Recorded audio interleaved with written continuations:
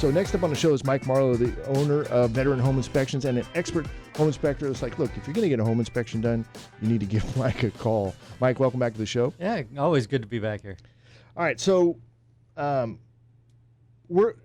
personal story. We're going through a home sale right now in California, right? It's an estate deal.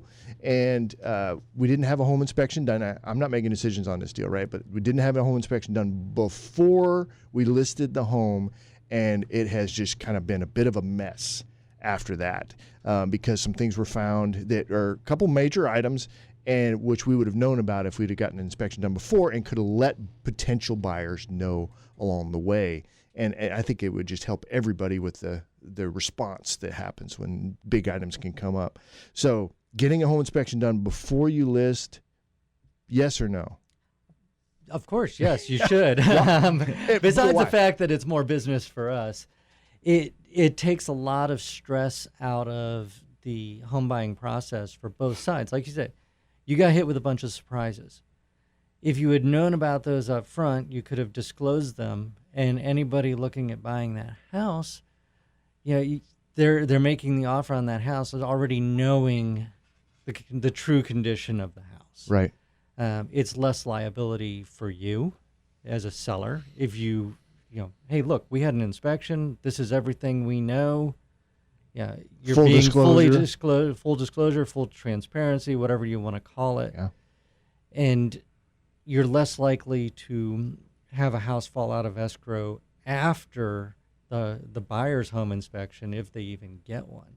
So there's two reasons why I think people aren't doing that. Number one is they're afraid of the information. Yep. They're afraid of knowing, which that is never a good position to put yourself in, is where you lack that information because you lack positioning within that negotiation process. The other thing is cost. So, but I mean, how much are we talking for on average? It's $375 is where we're starting it on home inspections Yeah. for 2,000 square feet.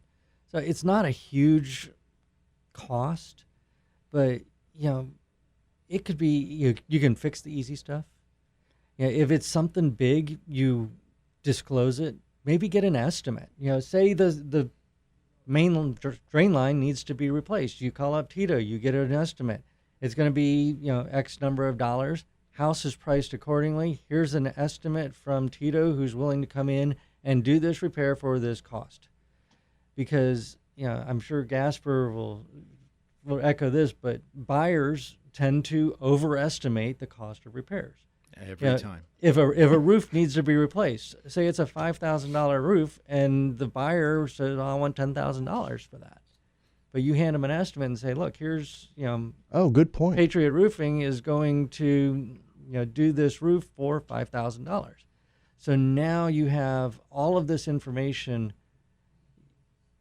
already set up to take that argument out of the process. It lowers the stress. Gasper, to Mike's point, so how is that a smart tactic to do? Absolutely. Yeah, contractually, the buyer and the seller agree to purchase the home as is. So if you are disclosing all of that information as a seller, then there's absolutely no direction for the buyer to be able to come back with pressure and say, hey, you didn't know this was broken, and now I discovered it through my buyer's inspection, and you need to fix this, and now it's in your court. When if it's set up front, if it's done in a pre-inspection type of model like Mike's talking about, now we could actually either negotiate that price already into the package as we get started, and it's a done deal after that. Now, hey, we've already figured out that we still have room within our market analysis to increase that value, maybe another, say it's a $5,000 job, and we increase it by $2,500 on our sales price because the buyer is agreeing to say, yeah, that's fine, I'll pay 25, and then we pay 25 on the seller side. The job gets done. He makes his money back at closing. It's a wash. It's a good practice to get into. Mike, thank you for that, Gasper. Mike, are you getting called out for listing inspections? We are starting to see them pick up again. Of course, when it was the super hot seller's market and people weren't doing inspections and buying whatever they could get their hands on, pre-listing inspections were not a thing. Which was killing me, by the way, as the broker. It was killing me to see those Yeah. those contracts come. I was like, well, where'd your option period go? Yeah, exactly. What's going on? Yeah, we still stayed busy on the buyer's inspection side, but now we're starting to see more of the seller's inspections start to come back in again. And, of course, we're happy about that because it just makes everything easier. It's less stress for everybody. You may, as a seller, you may not like seeing the fact that, hey, there's stuff broke on our house that we didn't know about or we had, been ignoring and forgot about. But it's in the long run, it's going to make everything easier for you. So real quick, when it comes to like older home inspections, like homes from the 70s, it's hard to say that these are old homes now, right? Yeah. But Let's go homes from the 60s at least. So give me like your top 3 items you're finding on these older homes, say like, from the 70s. In this area, foundations, electrical, and plumbing. Okay, and what kind of electrical issues are we talking about? Aluminum wiring or old wiring, ungrounded systems, things like that. Okay. And plumbing, what kind of issues are you seeing on plumbing? Depends on the era of the house, but the various types of piping that we have found have been bad, like polybutylene, Kitec, galvanized, which Tito was talking about earlier, cast iron drain lines, or even worse, the Orangeburg, paper rolled up with tar and formed into a pipe. Whoever came up with that idea was a genius. Right. Or the clay pipes. That's what we're finding is just aged systems that have exceeded their life expectancy.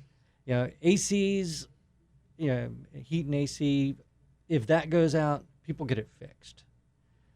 But as long as the lights still come on, they don't look at their electrical unless there's a problem, or unless their plumbing starts backing up, they don't look at that. All right. Well, if folks want to get in touch with you, Mike, how do they do that? Okay, website vhillc.com